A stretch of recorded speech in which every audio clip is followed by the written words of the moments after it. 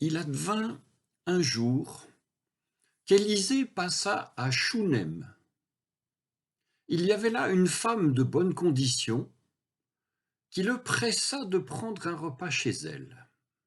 Et depuis lors, chaque fois qu'Élisée passait, il se rendait chez cette femme pour prendre un repas. La femme dit à son mari: « Je sais que cet homme qui vient toujours chez nous est un saint homme de Dieu.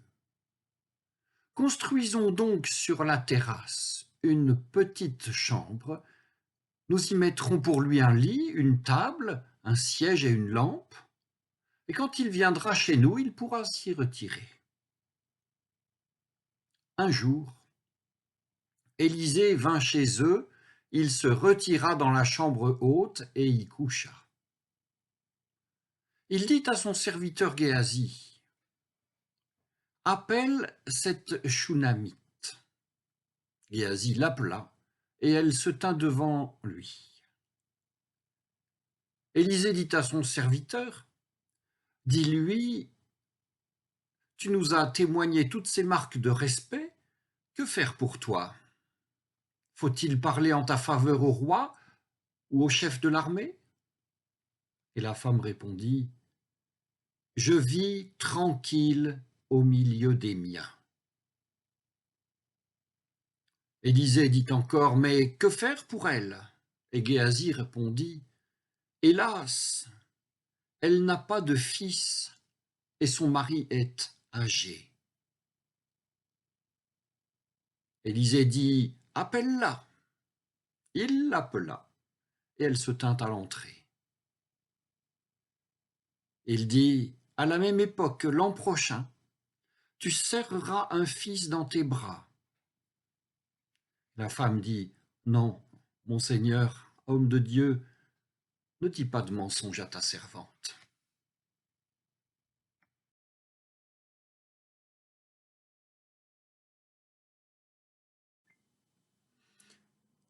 Qu'est-ce à dire?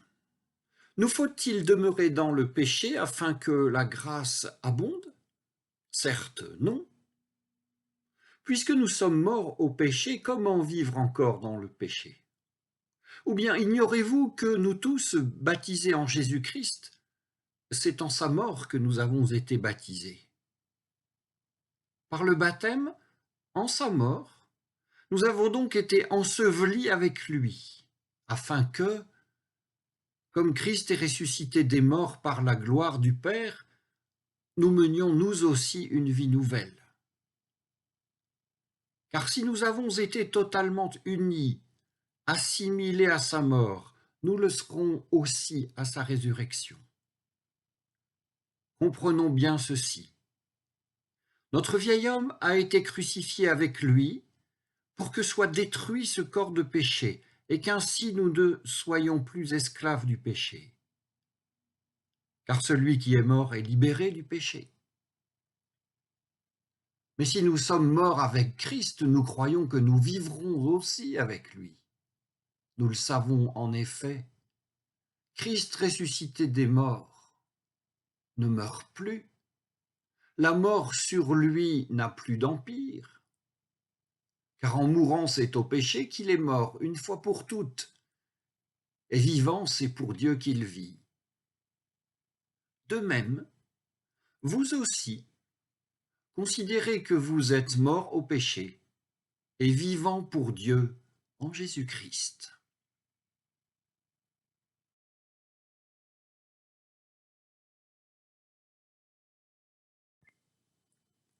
N'allez pas croire que je sois venu apporter la paix sur la terre, dit Jésus. Je ne suis pas venu apporter la paix, mais bien le glaive. Oui, je suis venu séparer l'homme de son père, la fille de sa mère, la belle-fille de sa belle-mère. On aura pour ennemis les gens de sa maison. Qui aime son père ou sa mère plus que moi n'est pas digne de moi. Qui aime son fils ou sa fille plus que moi n'est pas digne de moi. Qui ne se charge pas de sa croix et vient derrière moi n'est pas digne de moi.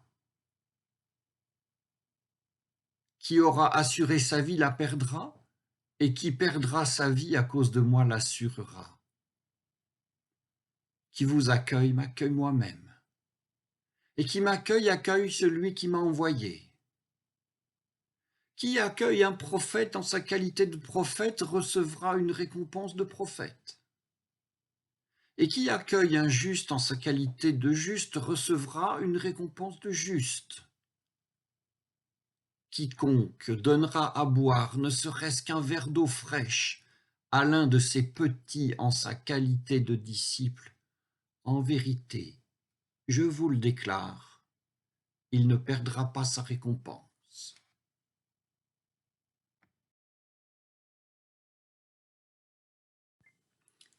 Nous avons lu 3 textes extraordinairement différents les uns des autres. Au second livre des rois, nous avons repris des traditions qui peuvent dater de 8 siècles avant Jésus-Christ.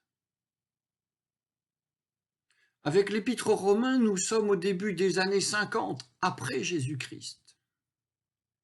Et Matthieu pourrait être des années 80, nous avons des textes sur 8 à 9 siècles de durée. Ces 3 textes sont différents par les publics qu'ils visent, et ils le sont aussi par l'ambiance qu'ils dégagent. L'histoire du prophète Élisée restitue une ambiance toute de fraternelle simplicité, alors que le morceau d'évangile de Matthieu est vraiment tranchant. Quant à l'apôtre Paul, il est au mieux de sa forme en tant qu'écrivain et de son tourment en tant qu'homme, et il expose de toutes les manières possibles ce que l'on peut appeler sa grâce inquiète. Qu'y a-t-il de commun entre ces textes et entre ces personnages? Bien des pistes sont possibles. Je vais vous proposer une sorte de chemin du plus mordant au plus doux, du plus hostile au plus sympathique, du plus rétributif au plus gratuit, sous la forme, je pense, d'un chemin vers la simplicité et la gratuité. Mais, avant d'entamer la méditation de ces 3 textes à proprement parler, je voudrais que nous partagions encore quelques mots sur une période de l'histoire du royaume de Juda. Encore quelques mots parce que nous avons déjà parlé de cette période dimanche dernier, mais aussi dans la lettre pastorale, la dernière qui a été postée. Cette période est assez bien décrite au second livre des rois, chapitres 22 et 23. Et lorsqu'on a saisi de quoi il s'agit dans cette période, on en retrouvera les traces dans de nombreux livres de l'Ancien Testament. Essayons de dire en peu de mots de quoi il s'agit. Si vous êtes fidèle à Dieu, rien de fâcheux ne vous arrivera jamais. Mais si vous ne l'êtes pas, alors se lèvera la colère de Dieu et le pire ne tardera pas à advenir. C'est une pensée théologique assez simple, qui n'est qu'une partie d'un tout et à laquelle il faut adjoindre d'autres idées, 2 principalement. Il n'y a qu'un Dieu et il n'y a qu'un lieu pour rendre un culte à ce Dieu, et c'est le temple de Jérusalem. Une grande réforme religieuse, et pas seulement, eut lieu au temps du roi Josias, réforme qui connut différentes phases toutes radicales, mais certaines de ces phases furent même extrêmes et d'une sanglante brutalité. Et vous pouvez parfaitement imaginer des groupes de prêtres et d'adorateurs de Dieu, à la façon Jérusalem, passant au fil de l'épée d'autres groupes de prêtres et d'adorateurs de Dieu des autres lieux de piété dans le pays. Tous adorateurs de Dieu, nous restons là perplexes.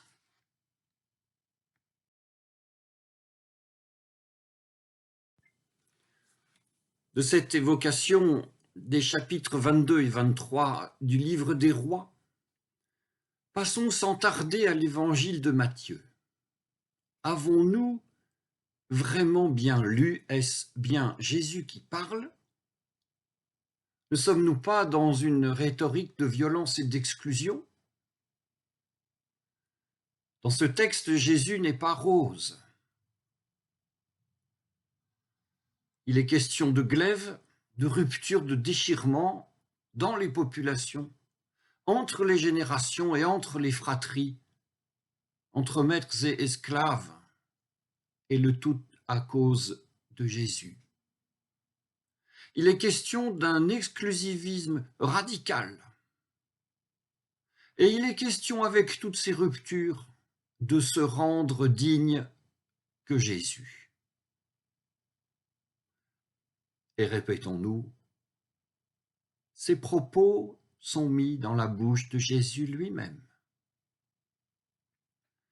Aurait-il été, lui, Jésus, si violent dans ses manières de dire? En nous souvenant tout à l'heure que le texte de Matthieu pourrait dater des années 80 après Jésus-Christ, peut-être allons-nous pouvoir dire oui, peut-être allons-nous pouvoir dire non. Mais pourquoi Jésus n'aurait-il pas été devant tel ou tel auditoire et dans telle ou telle circonstance mordant, si ce n'est sévère dans ses propos? Il y a plus à dire encore. Dans des milieux aussi fortement marqués par l'appartenance religieuse et par l'appartenance familiale,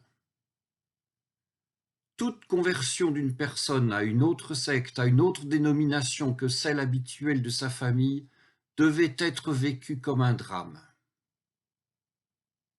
Alors l'emportement de Jésus, sa radicalité dans le 10e chapitre de Matthieu, serait la trace de conflits dramatiques entre frères, entre cousins, entre proches, entre membres du même clan, adorateurs probables du même Dieu, mais tous ne suivant plus le même maître.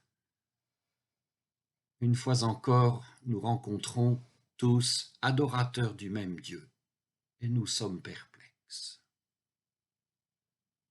Et nous en serions réduits à méditer sur la violence et sur la permanence de la violence en matière de religion, s'il n'apparaissait dans les quelques versets que nous méditons chez Matthieu comme un changement de ton. C'est que nous voyons qu'en peu de mots, le discours d'exclusion laisse place à un discours d'accueil, que le discours de rupture laisse place à des formes de sociabilité simples. On accueille un inconnu, disciple ou prophète, ou Jésus lui-même, et peut-être Dieu lui-même. On lui offre un verre d'eau et l'hospitalité, sans arrière-pensée et aussi sans façon. Et comment donc cette transition se fait-elle entre violence, exclusion et accueil? Eh bien, elle se fait en une seule phrase. Qui ne se charge pas de sa croix et vient après moi n'est pas digne de moi. Cette phrase fait hésiter bien des traducteurs, signe d'un important enjeu. Pour tâcher de comprendre cet enjeu, posons-nous une question. Qui doit porter le poids de mes engagements religieux? Ou encore, qui doit porter le poids de mes engagements envers le Christ? Et la réponse vient ici de la bouche de Jésus. Il s'agit que celui qui croit se charge lui-même de sa propre croix, ce qui signifie qu'il ne doit pas en charger un autre. Qui ne se charge pas de sa propre croix et vient derrière moi n'est pas digne de moi. Et quelle est cette propre croix? Pour chacun, cette propre croix est une croix de continuité et non pas une croix de rupture. C'est une croix de serviteur et non pas une croix de maître. Cette croix, c'est celle que le Christ a portée, non seulement celle sur laquelle on l'a clouée, mais aussi celle qu'il a portée, lui seul, librement, sans en charger quiconque, librement et totalement, pendant la durée de sa vie. C'est cette croix dont parle Paul lorsqu'il affirme que notre vieil homme a été crucifié avec lui pour que soit détruit ce corps de péché et qu'ainsi nous ne soyons plus esclaves du péché. C'est Romains 6, 6. Et c'est cette croix que Paul à son tour a portée, et avec son style à lui. Paul parvient à inquiéter les certitudes de tous ceux qui, en raison de la foi qu'ils professent, se croient en mesure de pouvoir se prononcer sur autrui, de trier, de rompre et d'imposer ceci ou cela à ceux qui ne l'ont pas choisi. Autrement que violemment est possible.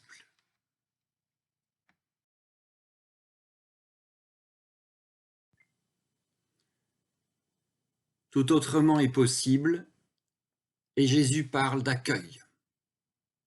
Ce qui nous renvoie au troisième texte que nous n'avons pas encore commenté, celui que nous avons lu en premier avec le prophète Élisée.